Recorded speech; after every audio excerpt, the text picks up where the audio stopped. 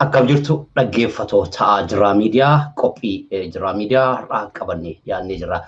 Qophii har'aa irratti keessummaa tokko qabannee jirra. Keessummaan keenya obbo Guutuu Dhaabasaa jedhamanii dhimma Irreechaa fi gochoota OPDO yookaan dhaadhiyoo bara 2018 duraa fi 2018 booda jedhu irratti yaada tokko kaasuudhaan mari'annaa. Obbo Guutuu Dhaabasaa muuxannoo jennee waa yaannuuf isaan qabannee dhiyaannee jirra. Obbo Guutuu baga nagaan dhuftani.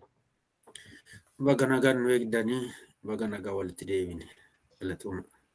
Galatooma egaa waamicha keenya kabajanii dhiyaachuu keessanii fi akkuma beekamu odeeffannoo Jiraa Miidiyaan waa'ee keessan qabu irratti obbo Guutuun baroota 2018 dura aga biyya turtanitti yeroo ayyaana Irreechaa irratti hirmaachuudhaaf deemaa turtan akkasumas immoo bakka jireenya keessanittis darara adda addaa isinirra gahaa akka turedha kan quba qabnu. Keessaayyuu ayyaana Irreechaa walii wal qabsiisee mudannoo guddaa qabdu jennee waan odeeffannee fi isin qabannee dhiyaannee. Mee Irreecha yeroo biyya keessa turtanitti Irreechii fi OPDO maal fakkaatanii, maal keessa dabarsitanii, maaltu isin mudataa ture obbo Guutuu? Gaariidha. Gara mudannootti otoo hin galin Irreechii fi Oromoon Irreechii fi OPDO maanni kan jedhu dura isa yoo ilaalle gaarii natti fakkaata. Irreechi Oromoonni ayyaanota qabu keessaa ayyaanota gara 7 kan qabu. Amma kana harkaayyuu buusanii dhuunfaadhaan namoonni akka kabajatan yoo ta'e illee Irreechi dhiibbateetuma bahee kan Oromiyaa waloo ta'ee guyyaa tokkotti waliin Oromiyaan akka kabaju ta'ee jira. Kunis kan ta'e immoo gara seenaa isaatti dudduubatti deebinee yoo ilaalle Oromoonni akka adda bilisummaa Oromoo baheen chaartara keessaa jechaadha. Maccaaf Tuulamatu walitti qabuu yaalaa ture Oromoo. Ji'atti guyyaa tokko walgahii jira. Walgahii sana gubbaarratti Oromoon iddoo jiru. Oromoo jechuun sabboontota warri dhimma Oromoo dhimmatan jechaadha. Warra aarsaa Oromoomaaf kennuu murteeffatan. Baadiyyaa abaatee deemuun hammam akka ulfaatu hin beektaa. Finfinneetti walitti qabamanii kabajatu. Yeroo sanatti basaastonni kan OPDO bakka walgahii sana dhaqanii namoonni ka'anii yommuu yaada kennan aga manaatti hordofuu, isa kaan dhabamsiisuu, isa kaan maniidhaatti guuruu, isa fagoo dhufe immoo karaatti rakkisuu, iddoon itti galetti namoota isa quunnaman hordofanii seeliyaa ba'ootiidhanii rakkisuun kun akkuma baay'ee ture. Booda edda Maccaaf Tuulama dadhabsiisanii walgahiin sun karaa sanaan hafee Maccaaf Tuulamni immoo garasitti jijjiiree Irreecha kana deebisee haaromsee Oromoon achi dhaqee akka kabajatu godhan. Waggoota dheeraaf namoonni dhokannee dhanna. Warra wajjin deemnu irraa hin dhokannaa. Maaliif boru garagalee namichi sun waan ta'u waan hin beekneef naannoo irraa hin dhokannaa. Warra siyaasa irraa hin dhokannaa. Akkasitti tuma deemnu booda gaa dhiibbatee Irreechis guddatee formaalii ta'aa deemee haa ta'uyyuu malee aga dhumaattiyyuu iluma dhoowwu turanii warri OPDO iluma dhoowwu turan takkayyuu eeyyamanii hin beekan amma 2007 akka faranjiitti jechaadha. 2007 2008 akkuma bara darbee kana baaji'aan deemaa jechuu calqabanii. Konkolaataa isinii qopheessinaa bulchiisatti galmaatii karaa bulchiisatiin deemaa dirgoo isinii kaffallaa kan jedhu kanatti garagalan jechaadha. Kanaaf Irreechi gaama Oromoodha kan kabajatu ayyaana kana qofa otoo hin ta'in mana maree Oromiyaas ta'ee ture. Mana maree Oromiyaas namni yookiin alagaan dhaabee otoo hin ta'in sabboontonni bakka itti dhaabbatanidha. Waggaatti guyyaa tokko dargaggeessi sabboontota Oromoo baama dhiyaatti kaabaa kibbaatti achitti wal gahee bifa foolatiin, bifa sirbaatiin karoora isaatii fi roorroo keessa jiru waliif dabarsee, walii dhaamee, wal ijaaree, sagantaa walii baasee wal gaggeessaa ture. Inni kun egaa baay'eedhuma warra OPDO gammachiisu. Akkanatti irreechi kabajamaa dhufee amma foormaalii sadarkaa kana gubbaa qabee jechuudha. Keessaayyuu himni mana maree Oromoo ture kan jiru kun baay'ee irreecha kan ibsudha jedhee yaadanis akkuma isinuu kaastanii bakka kaabaa kibbaa dhiyaa bahaatti dhufee roorroo isaa ibsatee deemudha. Bakki kun immoo keessaayyuu qeerroo fi qarreedhaaf bakka murteessaadha ture. Egaa qabsoon bakka filatu waltajjii argame hundarratti namni mufannaasaa diddaa fincilaa kan agarsiisaa ture. Kun immoo deemee qabsoon Oromoo sadarkaa kana gahu aga tokko aga 2018 aga jijjiiramni dhufutti dhiibbaa godhaa kan ture biyya sanarratti. Sanumaan wal qabatee isa dhumaa bakka Oromoon baay'een itti dhuman itti ajjeefaman irreecha Bishooftuu irratti. Meegaa irreecha kana hundarratti aga dhufu hunda dhiibbaatu ture. Achi dhaabbatee poolisiis humna poolisiis haa ta'u humni waraanaa irreecha kana nageenya irreechaa tiksina jedhanii dhiibbaa godhaa turanii yeroo dhiibbaa godhaa turanitti namoota dararuu warra irreecha dhufan warra keessaayyuu sabboontota alaabaa adda bilisummaa Oromoo qabatee warra dhufu akkasumas immoo sirboota siyaasaa keessaayyuu fincila diddaa gabrummaa sirboota mul'isanii warra waan kana sirban eeganii qabuudhaan hidhuudhaan dararaa turanii. Maaliif yeroo sana keessaayyuu waan ka'utu jira. Yeroo sana TPLFitu dhiibbaa godhaa ture, Oromoo hidhaa ture, ajjeesaa ture. OPDO'n harka keessaa fudhachuu akkasitti mul'ata yeroo kana. Garuu bakka sana kan ture poolisiin humni waraanaa warri nageenyaa dhuguma warra TPLF turan immoo Oromoodhuma ta'anii warra dhaaba OPDO kana keessa turantu gocha kana godhaa ture jettanii yaaddu muuxannoo keessan irraa boguutu. Jalqaba isaatti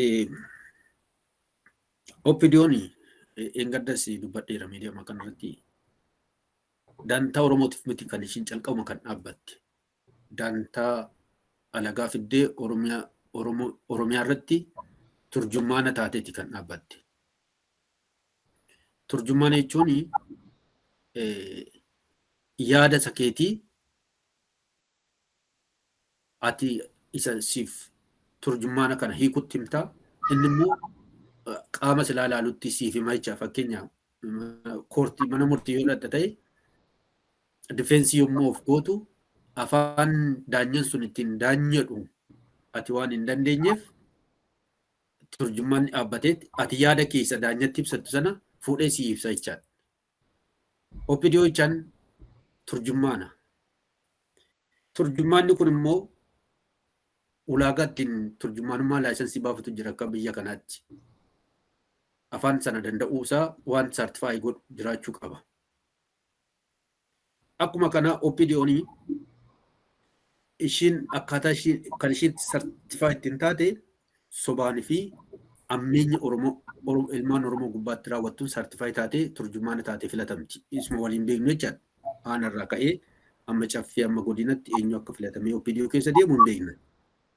Warra gadi ba'anii goota jedhan gootummaa isaanii matan caalatti kan nama salphachiisu warri kaleessa Oromoo wajjiniin gidiraa argaa ture dhimma Oromoo keessatti reebamaa ture gadi ba'ee lakki jarri kun dhiibamaniiti malee goota jedhaniintu nama ajaa'iba.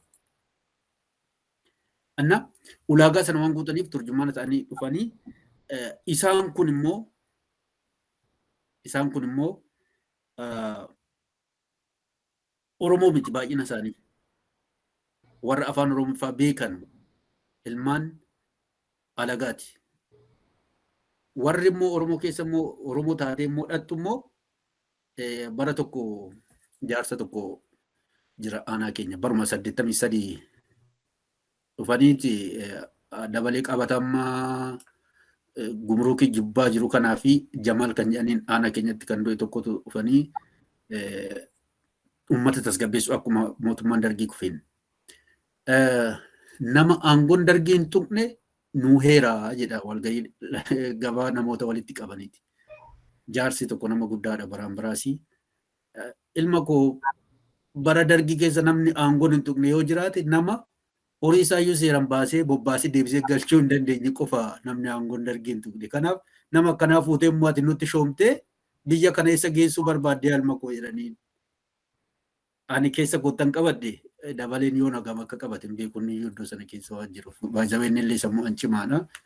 Namichi sun nama tuffatamu miti.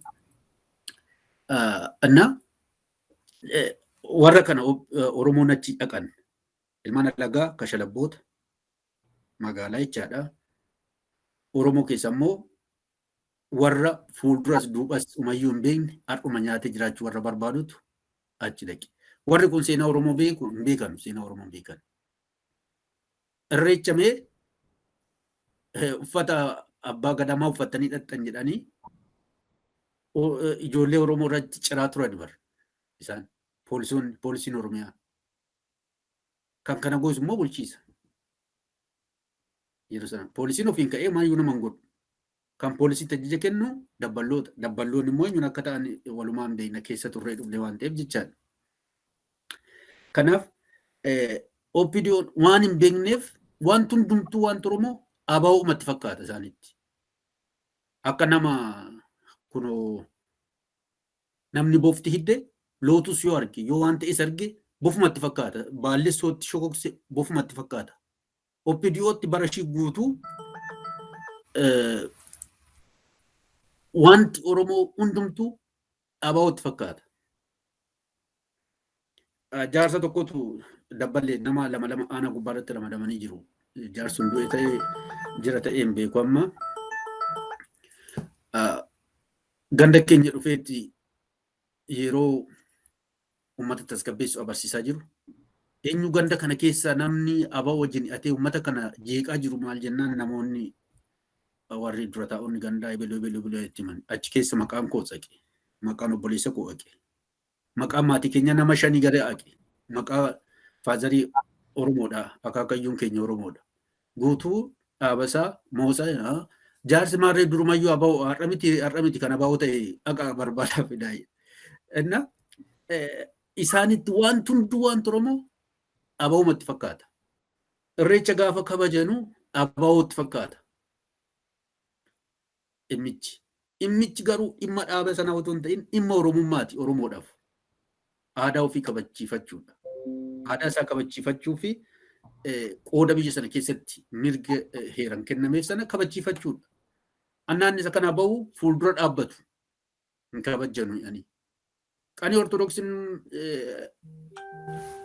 bataskaana isaatti bahee akka barbaade sirbee maal jedhu namni gaafatu hin jiru. Kan Oromoo garuu wanti hundumtuu abaa'umaan geessanii wal qabsiisu. Dhimmi kun dhimma hawaasaatiin jedhamu. Kanaaf kun eessaa madda hojjette lammaffaa irratti immoo torbee darbee isaa turan sun Akiliiluu Abqimsaa dubbiin jettu sun dubbii agarraatti jirtudha. Kanaaf aadaa isaa oobare uummanni kun in ka'a aadaa ofii kabachiifachuuf deema. Aadaa ofii keessa maalummaa ofii bara. Maalummaa isaa gaafa bare immoo gaafii maalummaa isaa kana cimseetti deema waan jedhaniif isa kana ittisu. Isa kana gaama Tigree miti dhufee kan dhowwe. Tigree miti. OPDO'n itoo irreecha cufti. Waan hundumaa cufti. Kuni kan Oromooti lakkee jettee falmuu hin dandeessu. Irreechi kun banameetu akka hojjetamu Tigroota gargaaree yoo jedhame soban qabu. Maaliif bara darbe kun argine Finfinneetti akka hin kabajne oowwira Oromoon gaafa aangootti dhufee waan ta'eef. Warri OPDO jechaadha. Ammallee OPDO miti kan jiru. Dargii jechaan Dr. Milkeessan akkuma dubbate dargiin amma dhaaba tokkodha biyyicha keessatti.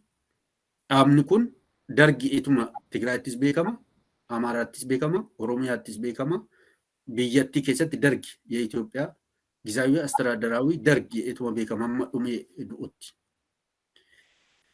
Pippinis bilchiginnaadha. Beekaa ittiin uummata gowwoomsu bilchiginnaa Oromiyaa bilchiginnaa Amaaraa ammalee akkas taanaan dargii Oromiyaa dargii Amaaraatu jira jechaadha. Kanaaf OPDO'n egaa yeroo sanatti ittoo har'a hin ta'in jechaadha. Akkuma gaafa sana waan Oromoo fuuldura dhaabbattu ammallee fuuldura dhaabbattee dhoowwaa jirti. Kanaaf eenyumtiyyuu itti gaafatamummaa kanaa kan Tigreedha jechuun hin dandeenye. Tigreen jiru an amma baran deemu hundumatti jiru raayyaa ittisa biyyaa namoota ittiin bu'an kan dhiibu yookiin ati yoo achi jirta ta'a Irreechaa 2006 yookiin 2007 fakkaata. Ijoolleen alaabaa adda bilisummaa Oromoo humna tikaa achi heegumsaaf seenee warra agaazii aman uffata biluu keewwatan san piikaapbii isaan yaabbatanii ijoollee eegan ijoolleen alaabaa adda bilisummaa Oromoo naatti abduu in kolfu malee ijoollee tokko dhiin ijoolleen makiina isaaniitti rarraatee naa deemtu dhiinne bakka Irreechaa sanatti.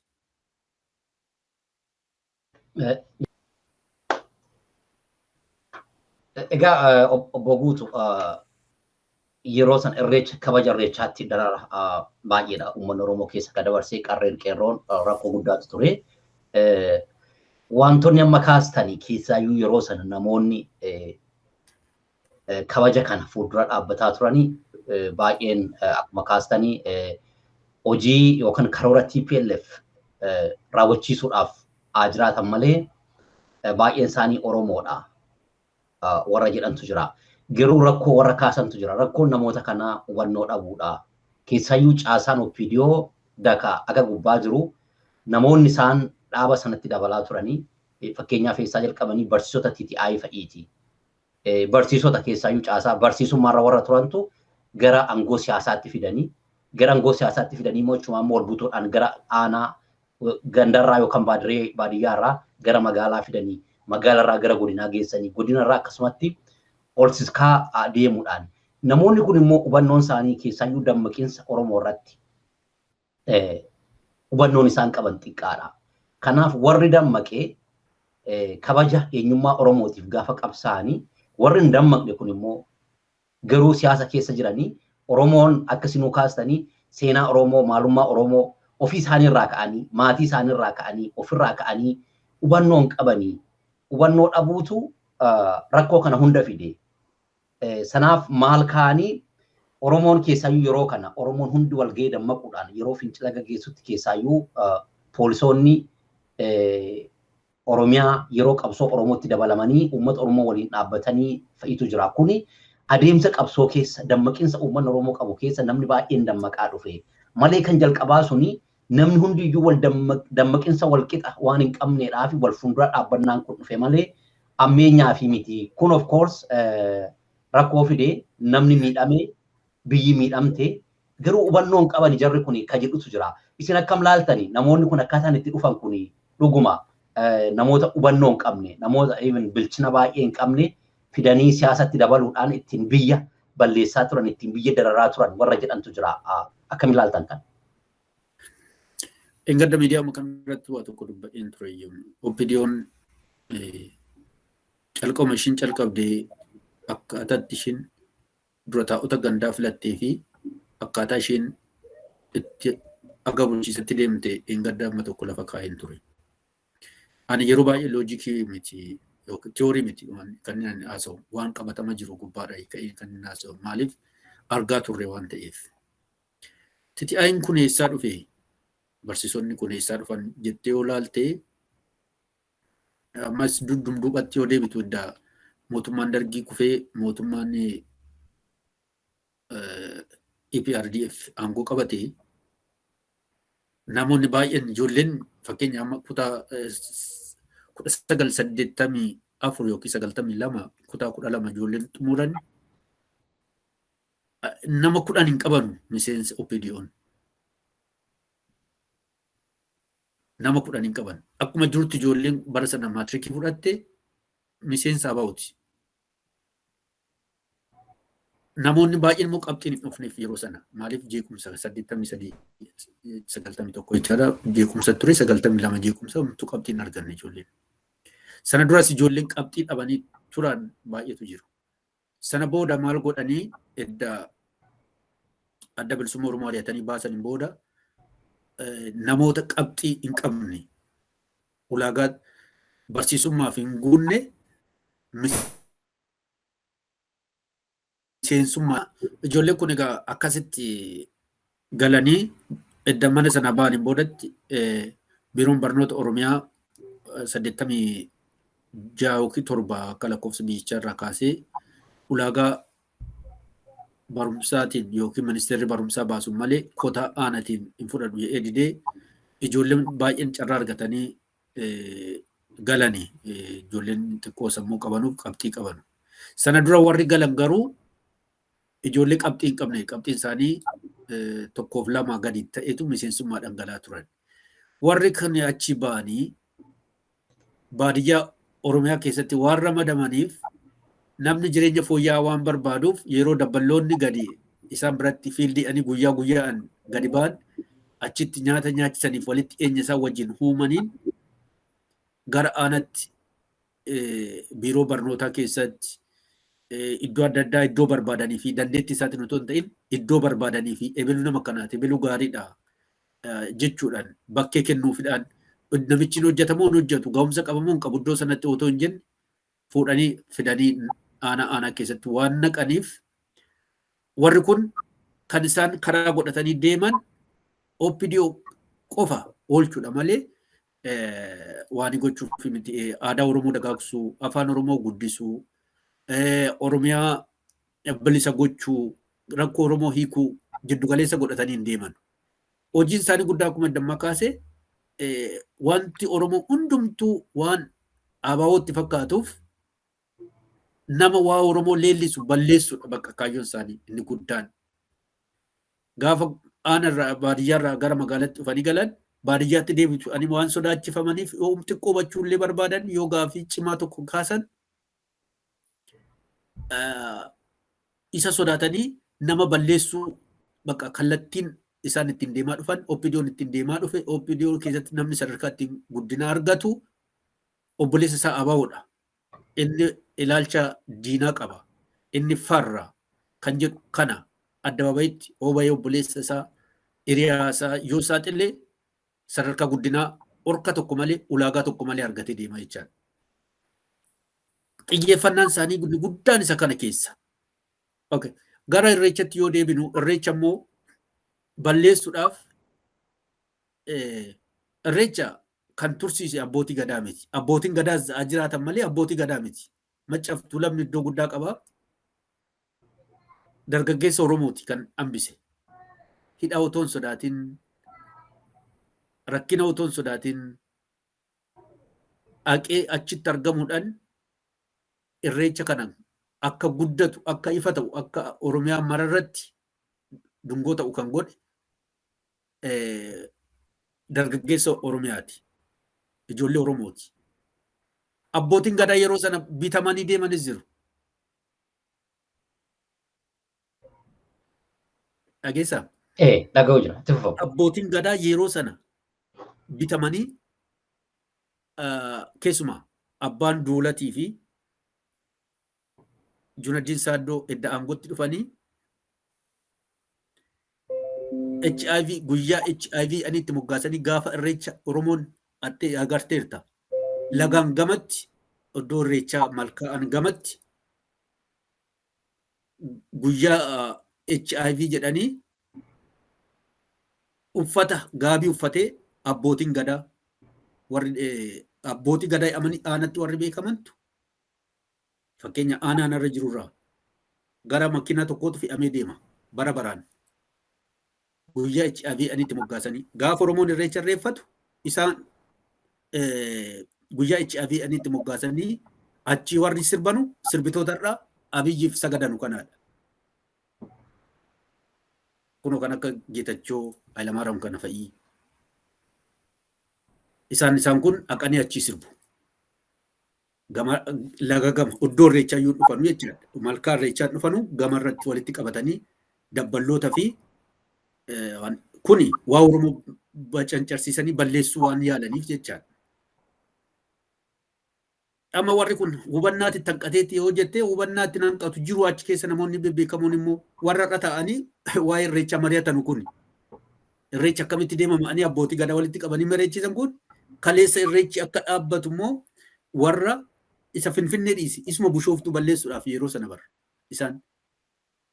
Kanaaf egaa duulli isaan itti duulaa turan HIV kabaju maal uffataniitti keeppii HIV irraa ofaa itti ifnu kan keeppii hadii itti ka'anii shurraabii hadii itti uwwisanii naxala uffatanii malkaa irreechatiin gama irratti bara baraan sagadaa turan warri OPDO.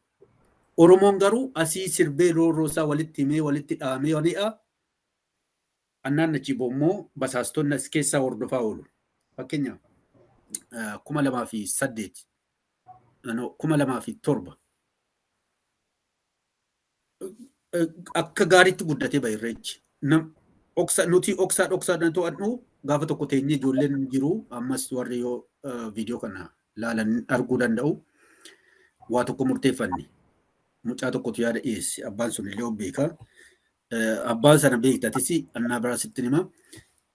Maaliif aarsaa of hin goone nuti kan jedhu yaada dhiyeessan mana koo teenyeeti. Makiinaa kontiraata qabannee adeemnu barana. Oo nuti makiinaa kontiraata qaban ijoolleen dillaa qabatanii deemu durumayyuu. Ijoolleen dillaa bara baraan hin hafanu. Makiinaa kontiraatuma qabatanii dhaqu. Nuti garuu ammayyaa kaanii amma walisootti warra kun uumamuuf deemuu hin dandeenye dhokannee deemna. Achittis wal dhokanna. Maaliif boroo keessaa bitamee tokko deebi'e nu saaxilee maatii keenya wajjin nu gaagadha waan ta'eef jechaadha. Inna aarsaa of goona inni murteeffannee ijoollee irraa birrii 20 guurree horii buufannee oksaadhaan ijoollee caboo keessaa konkolaataa kontiraata nuu qabanii halkan sa'aatii 8tti deemna inni ijoolleetti walimnu ijoollee amma bulchiisa taatee aanaa gubbaa jirtu keessaa wayyaala warri toltee informationiin kun karaa ta'e liikii nu jalaa godhee dhagaanii makiina warra qaban sooriyyoonni ammayyaa kan beektaa warri makiinaa qaban eenyu akka ta'anii isaaniin hin deemina oowwanii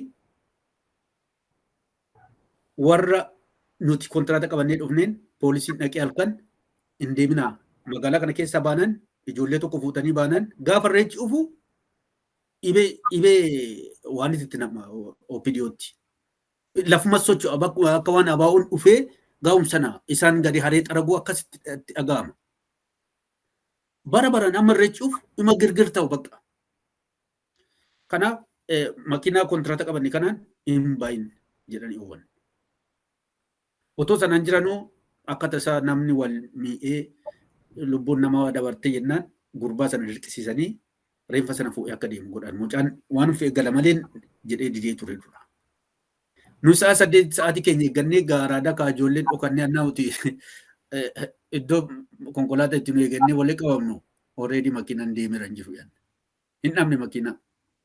Nama hiikkam konkolaataa qabutu jira namni sun waa'ee kanaan beeku waa'ee siyaasaan beeku daldallatee nama jiraatudha. Dhimma shiraa adda addaa godhamu keessas nama jiru nama qulqulluudha. Ani yoo dhaqe na beeku waan ta'eef namoonni hin beekamne yeroo baay'ee ortodoksiin akkas qabatee Yesalaam guzoo makiina waan ba'uuf dhaqaatii gaafadhaa kontiraata waan laaluu deemna lafa tokko laaluu deemna kontiraata amma naannoo kenni jedhaatii gaafadhaa inni anna subatuuf taa'umne ijoollee itti ergine inni namichi horii argannaan maaltu ta'ayyuu jedhee yaadne okke jedhee makiinaa nuu kenne yoo nuti baanu nama lama nu wajjin ergan basaastota. Bulchiisuma keessaa jechaadha. Tokko numa keessaa ganee akkanachi galeedha. Hiriyaa'uma keenya. Tokko immoo duruma kaasee bulchiisaa keessa nama tureedha. Dameetti kaa jalatti hojjeta. Isaan makiinaa biraatiin deemanii nuti deemanii dhageenyan nu hordofanii dhufan isaan makiinaa bulchiisatti nu hordofanii dhufan. Achi turree yoo nuti gallu nurratti ijaaranii nu eegan. Ijoollee Junadiin ittiin dhaadatu tokko jira. Ani liyyuu haayilii qopheeffadhee Oromiyaa Admaa Battaanyee poolisii qopheessee jennaanii mallas adiigamu jedheen harkaa diigee jennaan dafee poolisiitti naqee jedha. Ijoollee shiftoota walitti qabee kashalabboota uummata deebisaa ture tokko jira baruma sana jechaadha. Filannoo 2015 shanii sanaan wal qabatee. Anna ijoollee sana oksanii dallaa bulchiisa keessa oolchuun nama 30 natti fakkaata kan aanatti ramadamee annaa nuti dhufnu wal sorratti nu qaxaqqatuudhaaf nutti qopheessaa ture. Galaanaa Nuurasaati kan qopheessu. Dabratsiyoon miti. Geetachoo Raddaa miti. Yookiin Abbaa Tsaayyee miti. Kan qopheessu Galaanaa Nuurasaati. Nureessuuf jechaadha. Akka tasaa nuti dhufnee iddoo Irreechaa keenya hoollee achitti warra basaastoo kanaan ijoolleen kan wal arganii eenyu fayyada jiru maali nutti nimtan waliin deemnu jedhee gaafataa turan. Ijoolleen lakki abbaa kun argine nuti ofumaa qubne maal jedhaniini deeman isin wajjin deemnaa jedhaniin ijoollee lakki nu wajjin deemna jedhaniin bilbilanii himani hin deemanu didanii ka'aniiru yeroo nuti kaanu eeganii itti himan. Nu ofnee ijoollee keenya walitti qabnee ijoollee gaboo achitti oolanii lafti isaa gaana uummanni garagalee waan dhufuuf lafti waa nyaattu hin jiru. Ijoollee horii kan hafti wayis qabna ishiis itti daddabalannee waa nyaachuuf mana Simee Damee hoteela Simee Damee Tullu Boolloo jirutti yoo nuti gor bilbilanii itti himanii poolisiin hordofee ofii achitti nu marse. Dubartoota nu wajjin deeman salphisanii ijoollee nu wajjin jiran hojjettoota mootummaa gugurdaa salphisanii uffata aadaa ani akka tasaa uffata aadaan uffanne ijoollee uffata aadaa uffatan hunda isaanii lafarra gangalchanii qaxaqqaxanii makiina taalgaa irraa hiikanii geessanii nu hidhan. Akkasuma naannoo Oromiyaa mararraa warra dhaqan iddoo hundumatti aanatti hidhan. Waaqayyo garuu nu oolche. Tullu Boollootti hidhamuun keenya maddoo ijoollee keenya xiqqoo reeban malee poolisiin kaayisiin tokko jira. Mucaa injinaarii tokko nu jidduu jira kabalee booda maan hojiin kee atamma jennaan injinaariidha jennaan innaate deebitee poolisittiin. Ijoollee keenya warra dubarootaa reebanii maaltu olii gad isin kaachisa oguma irreechaaf olii gad deemtu irreecha achi laga keessan hin jiru achi hin beekanu waa tirguma irreecha ture. Uffata abbaa gadaa kun kan abaa'oo miti kun alaabaa abaa'oo miti ani ijoollee irraa gadi ciranii geessanii nu hidhan. Nu hidhanii halkan galgala naannoo sa'aatii 10 akka biyyichaatti kan nu hidhan walii bilbilaa bulanii godinni aanaan zooniin caffeen walii bilbilaa bulee halkan keessaa gara sa'aatii 7tti shufeericha mallatteessanii in ufta tiraafikis waamanii fidanii tiraafikicha beekanii tiraafikicha waamanii fidanii tikeettii itti kennisiisee nama 40 humna ol nama 15 tirfii irratti galmeessee waani malee maucaa kan jedhamu jira kan ittiin ba'an miti maucaa malee baate gara qabxii 5 wayii akkas keessi itti barreessee ijoollee nu keessa kan waa'ee mana barumsaa walisoo gubate sanaan qabatee hi'aa keessa turan dhufanii nu keessaa funaananii nama ijoollee gara ijoollee 7 wayii nu jidduu dhaabbisanii nuun gannu lakkisan halkan keessa sa'a 7tti. Sanaan wal qabatee bara sana walisoo raayis dilallaa raayis namoota baay'eetu deeme keessaayyuu karaa godina kibbaa lixa shawaa. Kuni namoota naannoo sanarraa deemanii hundarra rakkoon akkasii ga'e moo namoota muraasa yookaan garee waliin deeme sana qofarraa? Ijoollee Tullu Boolloo reebaniiru yaani eddasii dhageenye ijoolleen Tullu Boolloo baay'ee manutti haaran eddasii maaliif qabamtanii maaliif jeequmsan kaasinaayyuu otoo isin hin qabamnu jettanii nu qophoofnee turreeyyuu yeroo sanatti sila gaafuma sana waan ta'e dhalataayyuu jette ijoolleen. Nu immoo ani keessumaa ijoolleen akka miidhamanii waan hin barbaanneef seerumaan hin dubbisuu barbaada. Naabaara poolisiin warra na beekantu jiru poolisoonni achi keessa fakkeenya amma itti gaafatamaa kutaa qorannaa yakkaa kan ture amma jira ta'e hin beeku gurbaan tokko nu wajjin hojjetaa ture na beekaa sirriitti nama walii galluudha. Akka na rukunnee isaan tunarraa ittise malee ijoolleen warri Junaddiin qopheesse sun egaa ijoolleen dammasiin warri 30 maal aanaa gubbaan uummata itti reebsisuudha kaan jiru. Uummanni keenya dubbii Hacaaluun jedhe sana beeki. yaa waa obsuu keenya jedhe sana. Gabaa oolee galgala galuu dadhabe uummanni barsan. Gabaa oolee galuu dadhabe. Akkanuma gadi baanii naas aduun achi gadi dimimmise uummata reebu. Reeba uma jedhaniituma bobbaafaman. Reebaa, jaarsa reebaa, jaartii reebaa, dargaggeessa reebaa. Nama alatti argitan reebaa. Daanyoonni reebaman jiru bar. Poolisiin mataan isaa reebama, siviilii uffatee baana. Bulchiisni reebama. Bara maraatu jechaadha bara sun. Anna ijoollee sana jiru gaamma. Anna isaan ana narkuchuu barbaadu. Ani xiqqoo achi keessa suufii uffadhee waan jiruuf isatu qindeesse. Ani anatti dhuguma mo'anatu maqaa ijoollee galmeessee harkaa qaba. Isatu qindeessee fuudhee bahe nan beekanu. Baay'ee poolisoonni warri na beekan namni hin barbaanne. Ijoollee warri kun nan beektu. Warri silaa na beekan immoo akkanan miseensa adda bilisummaa Oromootiin shakkamu warri na beekan na saaxiluu hin barbaanne akkan miidhanarra gahuu hin barbaanne. Warri sun immoo akkanuma natti gamu ejumaan ijoollee irraa xiqqoo adda ta'e uffata suufii uffadheef ijoollee isaan kaan uffata aadaatiin jiru hundumtuu. Kan inni hin irraanfanne garuu poolisiin tokko poolisii sana iddasii qoradhee har'a qaqqabuun dadhabee ijoollee aanaa keenyatti barsiisan ijoollee Wallagga irraa dhufanitu jiru. Ijoollee 5-6 wajjin deeman. Dura mucaa tokko gaafa na'eessa lafti dhaloota kee jennaan Wallagga jedheen. Haatoo jennaan Wallagga. Ijoollee lamaan sana lafarra gangalchee amma uleen irraa ulee biraa poolisii harkaa fudhatutti ijoollee sana tume. Achitti biyya keessan gubdanii fixxanii biyya keenya asis jeeq nagaan oobuu dhuftanii jedhee. Dafanii ijoollee isaa warri hafan eessa jennaan ammayyuma jedhaniin. Jedhanii sun ijoollee isaan lamaan dura himatanii reebaman ijoollee isaan kaan hafan nu ammayyuma jennaan achuma dhiisanii ammuma ijoollee isaan kaan reebaman. Isaan sun addatti garuu gadi baasanii nu jidduu qaqqatanii waan godhan. Inna akkasitti gaafa sana mana nu galchan. Barii inni achi basaastu achi ergaansi sana keessa inni bulchiisa keessa hojjetu inni sun saalfateera. Mucaan nu bira achi bulchiisatti galee nu basaasuu dhufe saalfateera. Hin deemne, hin dhokate. Inni bulchiisa keessa ture suni ani barii mana bulee yoo gara walisootti ol deebu na wajjin konkolaataa tokko yaabnee na bira taa'e.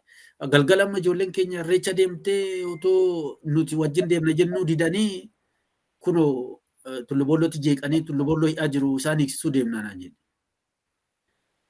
Maal jeeqanii ijoolleen ani biran jira barin jedheen. Maaliif karaa deemtu Irreecha dhattu eetuma poolisiin nu reebee waan biraa wanti goonimtuu hin jiru bira jirra. Makiin an deemne qawwee baannee hin deemu jenneen.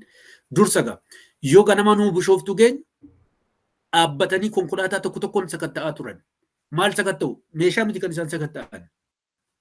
Alaabaa adda bilisummaa Oromoo sakatta'aa turan namootarraa. Alaabaa adda bilisummaa Oromoo sakatta'aa turan.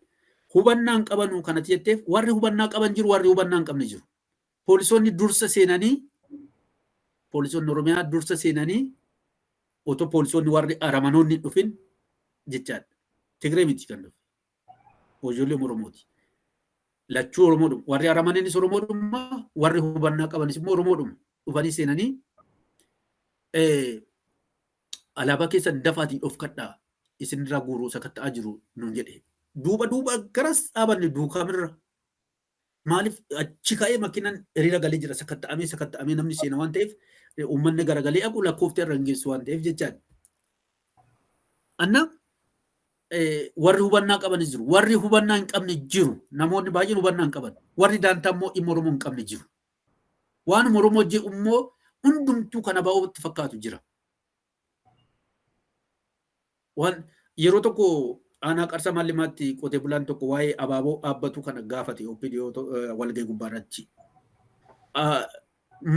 Summiin achi keessaa bahu horiin jalaa fixaa jira. Nama nu jalaa fixaa jira. Waan kana qorattaniirtu ilaaltaniirtu warra abbootii qabeenyaa nutti bobbaaftanii abaaboo lafa abaaboo kennitan jedhee gaafannaan kun ilaalcha abaabootii jedheen bulchaan aanaa. Jennaan qotee bulaan tokko haaree ka'ee abaaboon isa kana nuuf falmataanaan abaaboon dhugaadha maaliif jibbaa nuun jetture jedheen. Amma kana warra nu bannetu bulchaa yeroo sana beeki. Namoota warra kana. Obbo Guutuu egaa dararri kuni saampiliidha. Bakka amma sanarraa haasoftanii saampiliidha.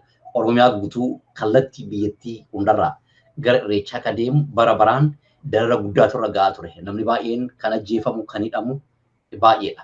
Sana qofa otoo hin ta'in sagantaaleen aadaadhaan wal qabatanii qophaa'an keessaayyuu manneen barnoota haayiskuulii adda addaa walitti fiduudhaan yeroo konsartii aadaa adda addaa yeroo qophaa'u konsartii akkasii yeroo namni dhufee walgahee fagoo deemee dhufee walgahee galma seenuudhaaf yeroo qaqqabu fa'i sagantaa akkasii kaansel godhanii uummata Oromoo boochisaa turani, gaddisiisaa turani. Egaa gochi isaan godhaa turani lakkaa'amee kan dhumuu miti. Sana agas erga jettaniiti mee Irreecha baranaa irratti amma torban kana ibsi abbootii gadaarraa kennamaa jirutu jira. Abbootii gadaa fi of course waajjira turizimii Oromiyaati jedhanii karaa qindeessummaa yookaan hoogganummaa waajjira turizimii Oromiyaatiin Irreechi kan Finfinneellee kan Bishoftullee qophaa'aa kan jiru fakkaata. Keessaayyuu kaleessa abbootii gadaa walitti qabanii ibsa kennisiisantu jira.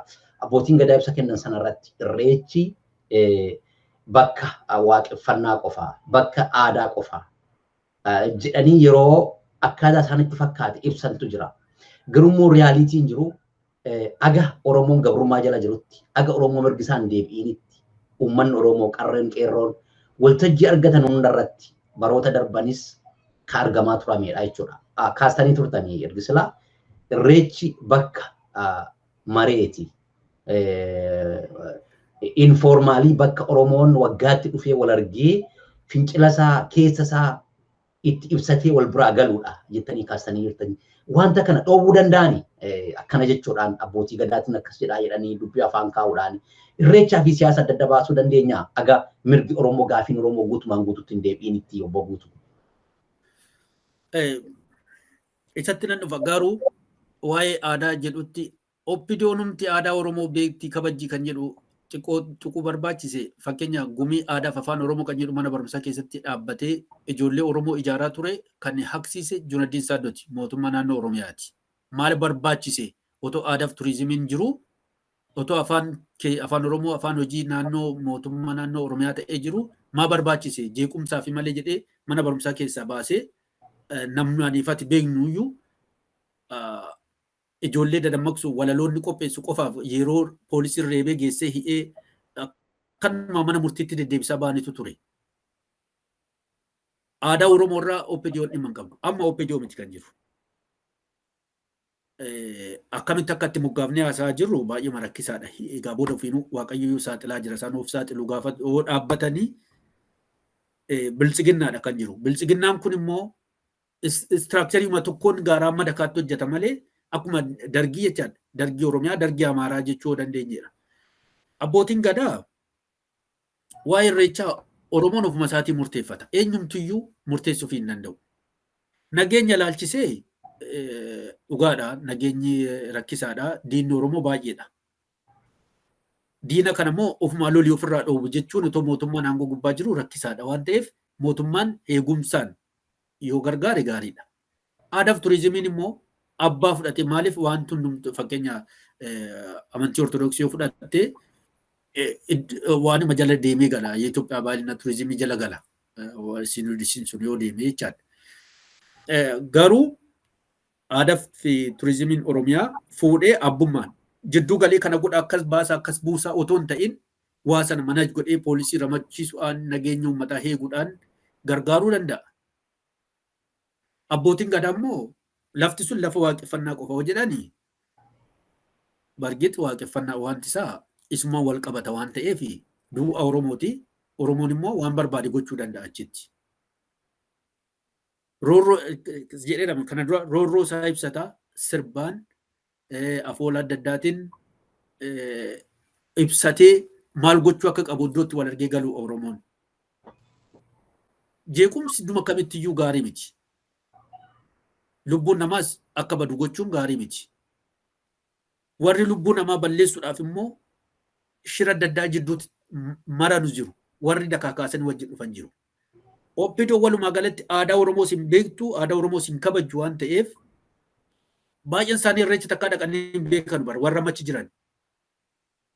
Aadaa kooti jedhe taayina akkas godhatu kun amma takkaa yoo na dhaqee beeku. Ortodoksiidha waan ta'eef seexana hidhanii itti qabaniiru isaan gaara seexana jedhu inni keenya fuudhee dibbee reebee seexana lafa seexanaati jedhu waan Oromoo hundumaa seexana godhu. Uffannaa aadaa Oromoo mee abbootiin dhoksanii hambisan waan feetan jedhanii malee balleessee ture bara. Badee ture.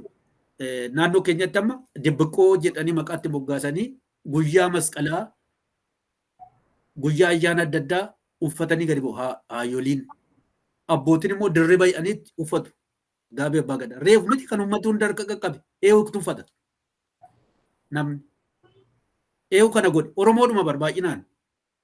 Hubannaa malee aadaa Oromoo lafa qabsiisanii siyaasni aadaa uummatichaa qabatee deema. Aadaa ofii balleessaa siyaasa gabbisuu hin danda'amu. Siyaasni bulchiisa of keessaa qaba. Bulchiifni immoo kana hunduma bulcha. Kanaaf Oromoon ofii isaatii oksii ol keewwate malee mootummaan eegefiin ol keewwanne. Ammas immoo ofii isaatii murteeffatee kabajata. Finfinneetti kabajaa ture. Finfinnee irraa humnaan baasanii gaafataa ture. Humnaan deefate. Lolee deefate. Kadhatee miti. Heeraan kaaniif miti kan deebisaniif. Waan Oromoon fincileef waan mirga isaa gaafatee mirga Oromoo keessaa tokko waan ta'eef deebi'eef. Isa deebi'eef kan immoo Oromoon ofiif kabajata. Akkamittiin kabajadha kan jedhu abbootiin gadaa nageenya uummataatiif jecha yoo mari'atan gaariidha. Garuu kana malee kanan gootan waan jedhu qajeelfa uummatatti kennuun barbaachisu. Okay, warri siyaasaa dhaqanii achitti waan isaan dabarfatu yoo warri siyaasaa dhaqanii kaayyoo isaanii dabarfachuu hin qabu. Uummanni garuu waan barbaade dabarsuu danda'a iddoo sanatti ofii isaatii. Akeeka siyaasaa miti. Akeeka sabummaasaa, akeeka aadaasaa, akeeka maalummaasaa agarsiifachuu danda'a.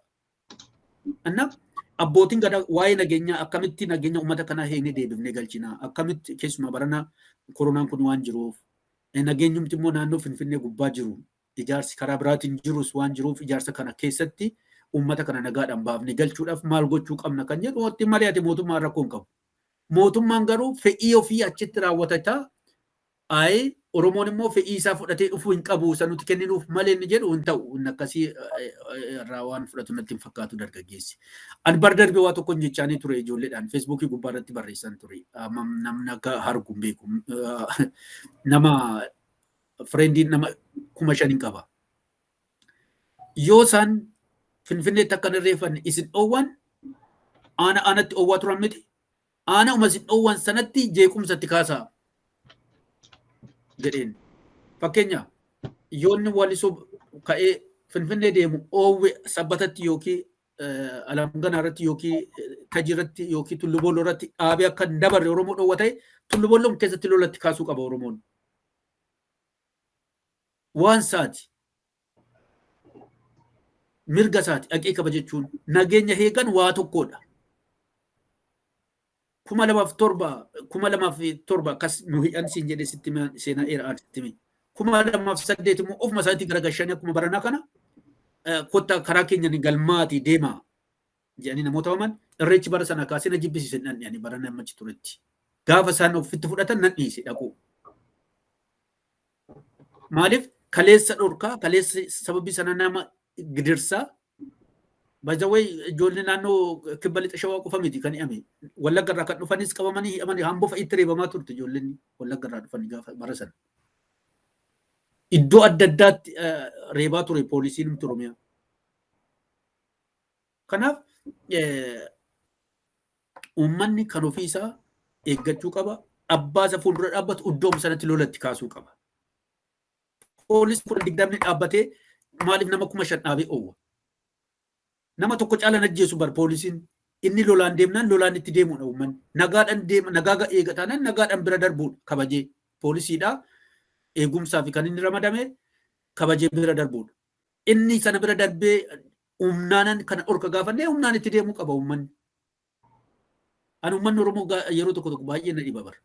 Kaleessa warra humnaan isa bituuf deemu humnaan ofirraa kaasee har'a gaafa humnaan immoo itti dhufanii jaluma ciisee lakkii gooftaa koo jechuun nama mo'ee ka'ee deebi'ee mo'ame ta'e bar maaliif kadhata mootummaarraa waanuma tokko maaliif kadhata yeroo kanatti eeggadda miidiyaa kanarra dubba'een ture Abiyyi Amaara wajjin ta'ee Oromoo maaliif ejaa Oromoon isaa laxxee ciisee bitameef otoo Oromoon ka'ee yoo hojjette ta'e seeraan hojjedhu higga mangistiin jira higga mangistii kanaan hojjedhu heera mootummaan eegdu taanaan mootummaa kee hin beeku Oromoon jedhee shilingiif sumniitti of gurguruu dhiisee Amaara miti Waaqayyoon gana Abiyyi. Amaara aganu jechuun Amaara balleessee Oromoo waa kabaju jechuu miti. Amaaraafis Oromoofis feerii kan ta'e heerri mootummaa taa'ee saboota kana hunda wal jaalachiisee wal qixxeessee bulchuudhaaf barreeffame jira. Isa kana na jala sharafame isa kanatu hojiitti naa jijjiiramuu didee waggaa 27 Oromoon fincila bahe isa kana hojiitti galchee yoo Abiyyi deeme Oromoo wanti miidhu hin jiru. Isa kaan immoo iddoo miidhame immoo isatu falmateetti waan godhan. Garuu arcaatu shilingiif sumuni asii diyaaspooranii Abashaa arcaaftee gaditti ergitu keessa namoota dubbachuu danda'an bibbitanii isa kaan immoo ati soo jabaatiin wajjin deemte kana sii godhama jedhanii hawwisiisaa akkuma kana duraa deemu taanaan inni isatu of gurguraa jira bara isatu ciisee of kennaa jira ciisee nama komata bara diina kee beektu taanaan loltee moo hin dandeessu diina kee beekuu qabda diinni kee garaa keeti honnee keeti. Obbo Guutuu egaa akkuma kaasaa ture Irreechi bara kana torban gubaa Oromoo irratti akka kabajamudha ibsa kennaa kan turani. Garuu ibsa kennan kanarraa ammallee yaaddoo akka qabantu mul'ata. Irra deddeebi'anii namoonni hundi koree turizimii fi aadaa fi turizimii Oromiyaa walitti qabe keessaa namoonni hundi abbootiin gadaa hundi godina Oromiyaa irraa achi jiran hundiyyuu akkaataa Irreechi kun itti kabajamu nageenyi ta'uu qaba. Irreechi bakka aadaa qofaa bakka waan biraatii miti jedhanii yoo dubbatanii yaaddoo guddaa akka qabanidha kan irraa mul'atu. Egaa Irreechi aadaa erga jedhame deebiti immoo Irreechi nageenya erga jedhame jalqaba nageenya dhoowwuudhaan aadaan kun akka sirnaan hin kabajamne dhoowwuudhaan akka kaasaa turtanii warruma qaama mootummaati. Yeroo sirna OPDOs sirna TPLF ammas immoo waggaa 3 as ka argaa jirru isaanumatu rakkoo fidaa jira. Uummanni gaafa isaan isaa fuuldura dhaabbatanidha. Uummanni lakkii jedhee gara fincilaatti gagalu. Garuu uummata yoo kabajanii wanta uummanni kabajachuu fedhu yoo kabajanii lakkii natu sii beekaa kana baattee dhufuu qabda kana baattee dhufuu hin qabdu. Yoo as dhuftee akkas jettee sirbuu hin qabdu akka nuti feenu sirbuu qabda jedhanii uummataaf natu sii beeka jechuu kanatu rakkoo uumaa ture biyyattii keessatti. Ammas Irreecha bara kanaa kabajuudhaaf ergaan isaan dabarsaa jiranii lakkii nutu sunii beekaa akka kanatti koottaa akka kana qabadhaa koottaa waan biraa qabattanii dhufiinaa yoo dhuftan akkas sirbaa waan biraan sirbiinaa jedhanii akka qajeelfama kennuutu mul'ata ibsa jarri kennan kanarraa. Kuni agama ammas gara fuulduraatti rakkoo biyyattiin qabdu furmaata ta'a jettanii yaaddu. Dubbadheedhaan dura waan Oromoo waan tokko gaafa godhamu OPDO'n hin raafamti. Maaltu ishee raasaa hoo jette mukti tokko dhaabbatee jiru bubbeen annaa dhufe kan inni raafamuu fi waan bubbee sana fuuldura ittiin dhaabbatu humna waan hin qabneef. Oromoo mirga isaa dhoowwanii natu sii beeka amma bara TPLF kan ishiin OPDO ittiin qacaratte Oromoon baay'eema waa'ee isaa keessa deemee akka hin barre godhaa jedhamaniiti. Amma isaan eeyyamaniin ala naati deemte abaa'oo jedhee qabeessiidha. Fakkeenya amma daangaa Oromiyaa amma ta'e sarareera. Sana darbaa deemtee atamma lakkii daangaan koddoo kanatti hafe yoo ati jette abaa'oodha siin jedhu. Akkuma eddammaa sii kaasee jaan. Aadaa amma ta'e kenneera. Afaan ofiitiin akka hojjetu kenneera. Sana gararree lakkii aadaan koddoo kanatti hanqateera. Iddoo kanatti gaadhaa ati jette abaa'oodha siin jedha. Walumaa galatti waan Oromoo bal'atee guddatee hifee akka waan hin barbaanneef. Yoo guddatee ifee baay'ee kan warra xixiqqooti liqimsa. Aadaa warra xixiqqoo liqimsa. Wanni kun. Kanaaf gadittisuudha hojiin isaanii. Isa kana immoo eenyutu lolata? Abbaatu lolata. Kaaseera. Nageenya eegsisuu gubbaarratti mootummaa wajjin hojjechuun barbaachisaadha. Nageenya uummata sanaa tiksuudhaaf. Maali uummanni bahee mootummaa kanaan barbaadoo jedhamee heera mootummaatu kenneef bara. Lakkii barbaaddu malee hin jiraattu kan jedhu qawweedhaan afanaadha malee heerichi deeggaruu mormuu mirga qabaa jedha. Bakkeen sun garuu bakkee mormii miti. Iddoon sun achitti mormii hin barbaachisoo jedhanii amma tokkoon deemsisa. Okay. Mormuu otoo hin ta'in dhakaa darbachuu otoo hin ta'in yaada ofii ibsachuu namni hin danda'a. Yaada isaa keessaa isa tokkodha iddoon kunis. Yaadni ofii aadaa ofiiti. Aadaa ofii guddifachuuf yaada ofii ibsachuu. Waa kana gabbisu. Waanuma qabu Oromoon yoo guddifate biyya sana keessatti jiddugalummaa tokko malee, dhiibbaa tokko malee waanuma qabu aadaa isaas, maalummaa isaa, afaan isaa, daangaa isaa yoo guddifate Oromoon kan namaa otoo hin tuqin isaaf gahaadha. Gaafin Oromoon deebine ni ammusuma kana bara. Afaan isaatti daangaa godhanii, aadaa isaatti daangaa godhanii, naannoo isaatti daangaa jalaa godhan. Seeraan sararreef, seeraan isa sararamni seeraan naa sararaadha kan inni gaafataa jiru.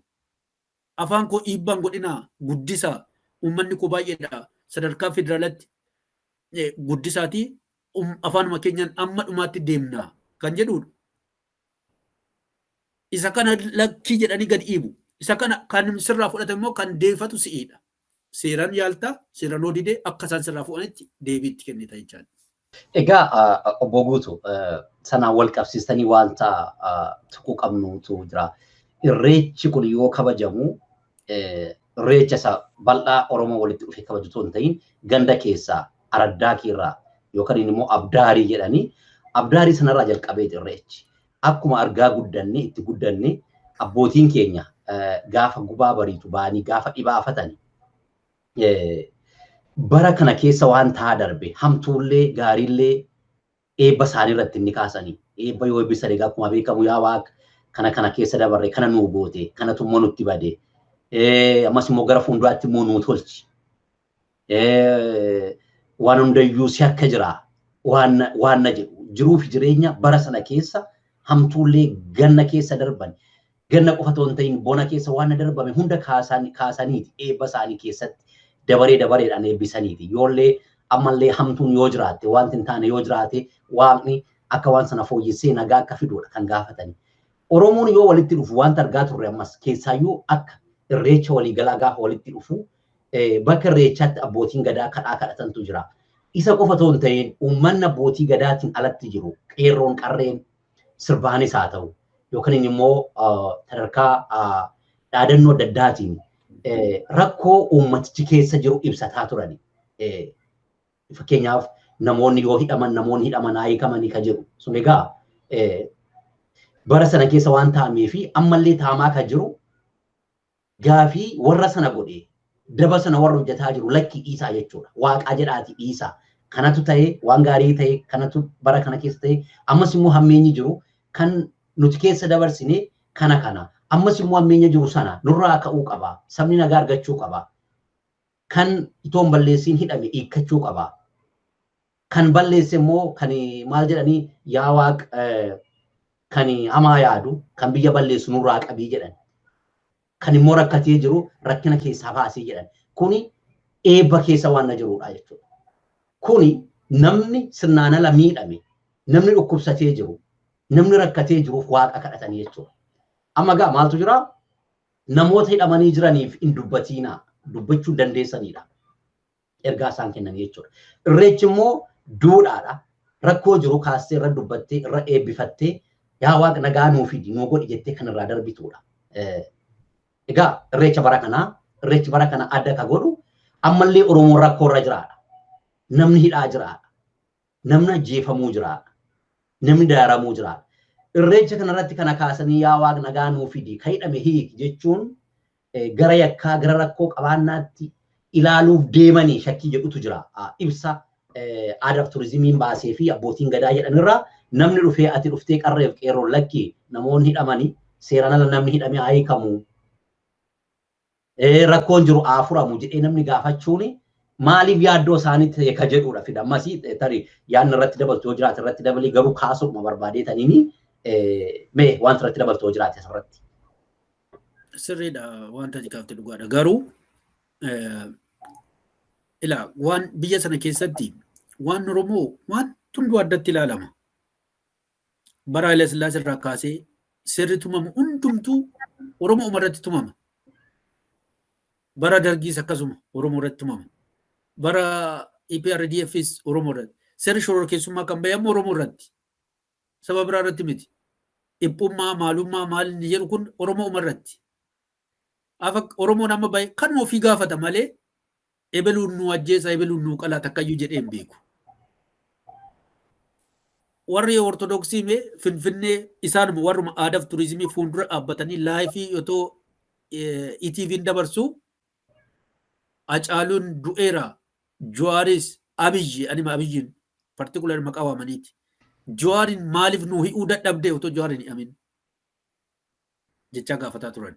Edda Hacaaluu ajjeechisan immoo gara Jawaariin hiisan immoo manumi ayyumaa taa'a maaliif Jawaariin ajjeechifne jedhaniit gaafatu. ETV an dabarsuuf isaaniif anna isaan kana gaafata. Ebelu nu ajjeese ani anna isaan nama maqaa waamanii nama tokko maqaa waamanii anna isaan taabota isaanii baafatanii jedhan. Namni dubbate hin jiru. Aadaaf turizimii maanni kun jedheen gaafatu yeroo sana. Oromoo Shimallis baheemee waa'eema Oromoo waliigalaatti Oromoon iddoo kanatti sirna darbeen orkameeti amma kunoo deebinee galle waan jedheef ifama gaafadhu jedhanii ifama gaafachiisanii Shimallisiin.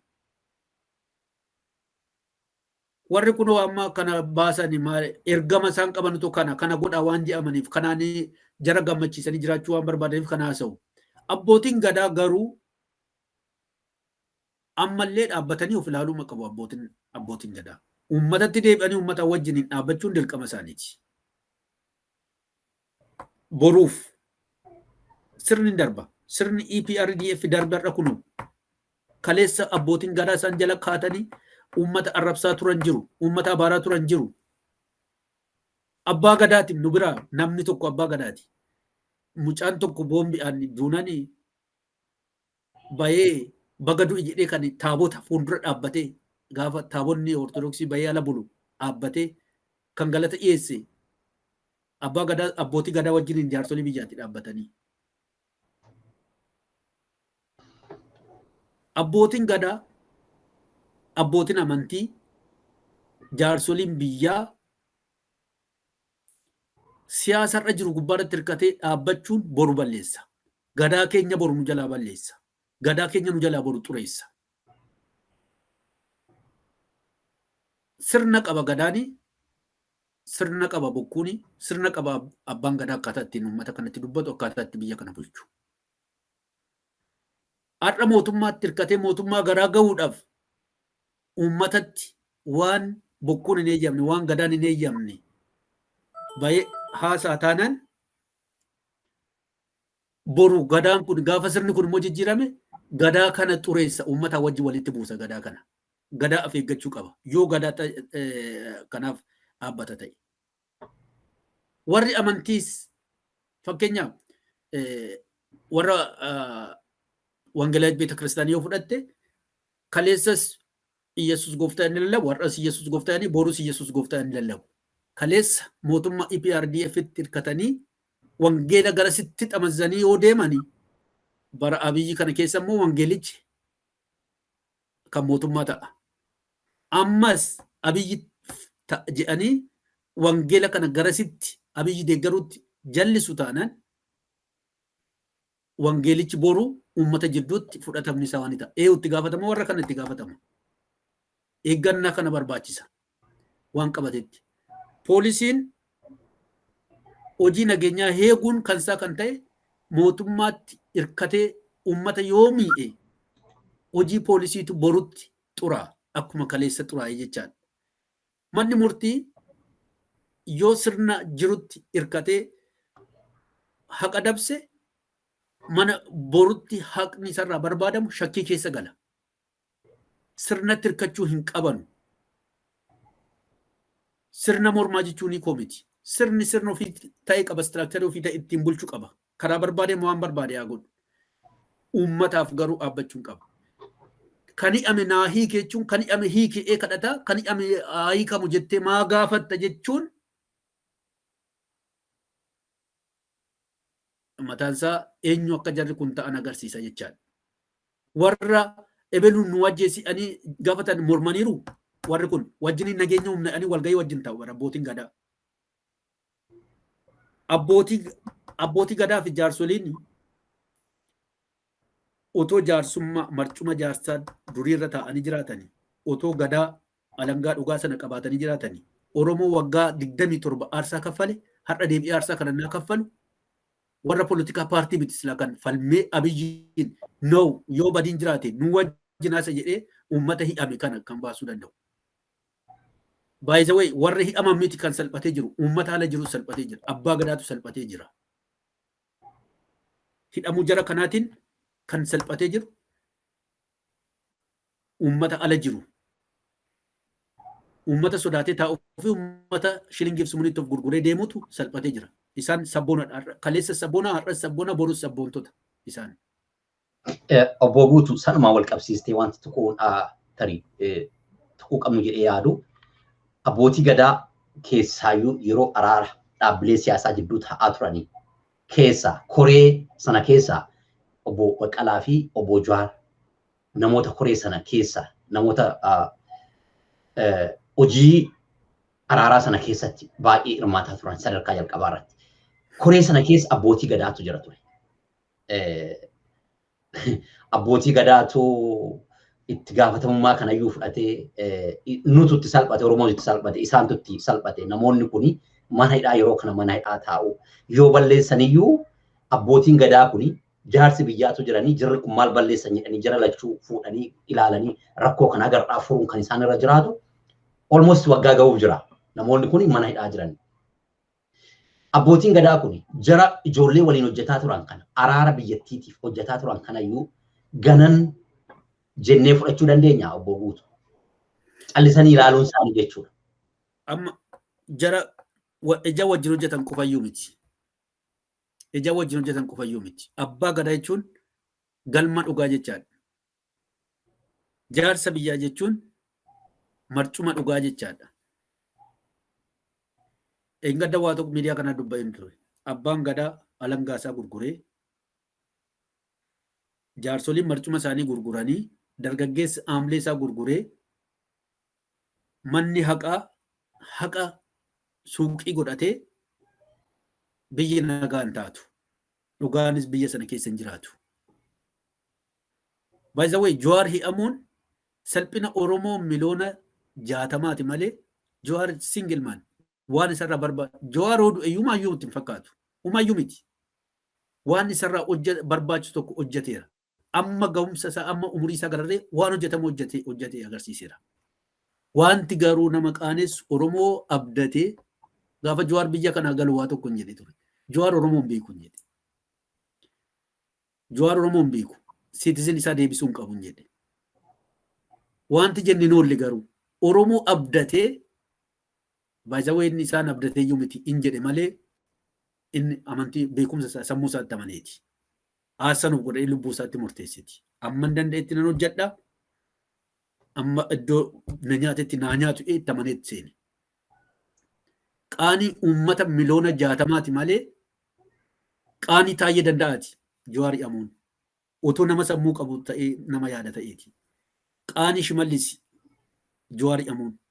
Jawaar waan tokko hin goone. Haqa namaan barbaanne ebeluun nu ajjeesi hin jenne ebeluun nu hin jenne abiyyi aangorraa nu bu'u hin jenne abbaa aangoon ta'a hin jenne haqa Oromoo hin sharafu jedhee waan dideef. Maaliif haqa Oromoo akka hin sharafamne oowwite jedhamee Jawaar mani attiissanii taa'anii itti fokkoruun Shimallis fa'i yammaa daffaraun daffarin jedhanii uummata Oromooti bar yammaa daffar Jawaar nama dhuunfati rasaasa tokkotti nama du'uudha bar yammaa daffar ni kan jedhan uummata Oromooti garuu Jawaar fakkeessanii itti haasa'u Oromootti. Isa kana baatee uummanni Oromoo abiyyiif gugguufee lakkii nan jiraadha jedhee boroo eeggachuunsaa du'a du'ee aabbitti du'eedha. Kanaaf abbootiin gadaa uummata Oromoo ganu malee jara kana miti. Dhugaa farkaa qaban alangaa dhugaa farkaa qaban ganan malee Jawaar fa'i Baqqalaa fa'i miti. Dargaggeessi har'a bahee mucaan tokko Amboorraa yeroo baay'ee naannoo waa'ee adda bilisummaa Oromoo barreessu baay'ee mana dinqa. Eengaddaa dubbadheen ture. Waggaa 27 dargaggeessi Oromoo abbaan biyyaa Oromoodha. Abaa'oon nu haa bulchu jechaa bahee gaafa abaa'oon galu harka waan badeetti kennee abaa'oon dararamu hoogganni abaa'oo mani'aatti guuramu wajjin hin baane abaa'oo abaara dargaggeessa Oromoo. Inni kun maal jechuudha ofii isaatiiyyuu uummatichi. Amma fe'ee waan fe'ee aballeessu abaa'oon waggaa 27 barbaadamaa dhufe bara. Hojiitti galee hojii isaa uummata kana akkuma isaan jedhan mi'ee moo miine kan jedhu laalamne bara. Oddoo akkina qabu. Oromoo kan jedhu kan maqaa kana baatee dhufe adda bilisummaa Oromooti. Obbidoo miti. Otoo wayyaanee lammaaf akkuma ammaa biyyi jechuudha yookaan Oromummaa nan balleesse yookaan TPLF yeroo sana olaantummaa qabu miti isaanuu abadu lammaffaa namni tokko adda bilisummaa Oromoo ari'ate. Oromoo kan jedhu maqaan kaasina otoo jedhee obbidoon tokkittiin noo jettee mormitu jirtu. Namoonni muraasni jiru mormuu danda'u. Bara Finfinnee caffee baasan namoonni baay'een hojiirra ari'ataman hidhaman yeroo hojjettoota mootummaa keessa. Abbootii alangaa baay'ee isaanii beeka namoota hidhaman namoonni gidiraa keessa bu'an. Garuu akka mootummaa naannoo Oromiyaatti lakkii hin jedhan. Irreecha miti. Waa'ee gadaa jedhu kana namni tokkoon kaasin lammaffaa otoo jedhan obbidoo keessa namni jedhu akka mootummaa naannoo Oromiyaatti hin jiru. Namoota dhuunfaa nama tokko ta'in alatti. Kanaaf Oromiyaa kan jedhu amma isarra deebi'een jedha. Oromiyaa kan jedhu kaartaa dhugaa kan Oromoo gaaffii Oromoo qabsoo kan jedhu maqaa kan itti moggaase adda bilisummaa Oromooti. Daangaan inni of harkaa qabu Walloo uummata Walloo amma Moyyaaletti. Harar Cinaaksanii amma Wallagga Lixaatti kaartaa Oromoo lafa Oromoon qabdu dhugaadhaan sararee kan of harkaa qabatee qabsoo Oromoo fuulduratti baasee maqaa Oromiyaa jedhu kan moggaasee deeme adda bilisummaa Oromooti. Obbo Guutuu baay'ee galatoomaa dhumarra jirra sagantaa irraa xumuruudhaa fi dhumarratti wanti hafe kan tuquu qabna jettan yoo jiraate isiniif hanqina daqiiqaa tokko. Galatoomii baay'ee haasofne irraa dubbiin baay'ate farreetti hin fe'anu jedhee Oromoon lana garuu waan Oromootti himanii sumtuyyuu hin jiru. Uma beeka. Waan nuti itti himne waan jennu nu caalaa waan beektonni baay'een itti himaniiru. Inni Jawaar waggaa 2 keessatti itti hime Oromoo sinqii galaa bara isaa guutuu ta'uuf tureeyyu garuu itti hin fayyadamne. Ammas abbootiin gadaa galma dhugaatti, jaarsoliin marcuma dhugaatti, warri amantii waaqa isa dhugaatti deebi'anii Oromoo waaqa Oromootiif Oromoo sodaatanii Oromoo kabajatti gochuun isaan irraa barbaachisa. Namoota keenya mana jiran ofiif jecha isaaniif miti ofiif jecha salphatan marcuma dhugaa salphisan alangaa dhugaa salphisan kana kabajatti gochuu barbaadan ofii baasanii yoo badii qabaatan adabuu akka duudhaa Oromootti. Alagaatti kennanii firfaarii Abiyyi irraa barbaadachuu dhaabuu qaba. Dargaggeessi aamlee isaa gurgurate aamleetti deebi'ee dhaabbatee falmatee dhugaa jiru agarsiisuu qaba. Badii kamis haa ta'u kamis hidhamtoonni keenya gallakkifamanii iddoo rakkoon jiru taa'anii falmuu Abiyyi kana nuuf qaba. Maaliif kana mormitan jedhanii haala otoo isaan jiranuu ittiin gaafachuun barbaachisaadha. Oromoon tokko ta'uu qaba. Ayyaana gaarii Oromoof haa ta'u. Irreechi irree keenya nagaa ta'e galatoomi. Baay'ee galatooma obbo Guutuu Dhaabasaa waamicha Jirraa Miidiyaa kabajanii dhuftanii nutti dubbachuu keessaniif. Egaa dhaggeeffatoota Jirraa Miidiyaa qophii keenya har'aa dhimma irreechaa fi siyaasa akkasumas immoo dhaadhiyoo fi irreecha jedhu irratti mari'ataa turre haasaa turre irreecha baranaallee akkam ta'uu qabaa maaltu deemaa jira akka jedhu tuqnee jirra. Irreecha irratti ijjannoo abbootiin gadaa qabanii fi akkasuma ibsa isaan kennan irratti waan tokko kaasnee haasofnee jirra. Aga dhuma sagantaa keenyatti waan nu waliin turtaniif galatoomaa isiniin jenna. Ayyaana gaarii qabaadhaa. Barri bara nagaa isinii haa ta'u. Bara itti namni rakkate namni hidhame hidhaadhaa hiikamu isinii haa ta'u jenna. Fayyaa ta'aa galatoomaa. Galatoomaa obbo Guutuu. Nagaa ta'e galatoom jiraadhu. Galatoomaa.